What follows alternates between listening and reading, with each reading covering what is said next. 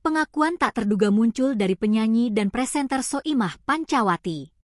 Soimah ceritakan pengalaman mistis saat awal menjadi sinden. Dia mengaku kejadian tersebut terjadi sebelum dirinya berkarir di Jakarta.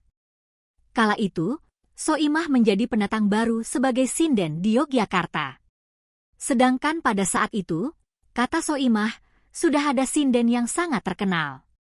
Saat duduk bersebelahan dengan sinden senior itu, Soimah rupanya merasakan ada kejanggalan. Tak berhenti di situ, orang itu juga meminjam alat makeup kepada Soimah. Namun setelah itu, Soimah pun menggunakan bedaknya sebelum tampil.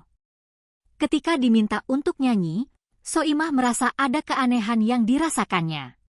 Suara gamelan justru terdengar pelan layaknya berada di kejauhan. Alhasil suara Soimah menjadi fals tak sesuai nada dengan gamelan.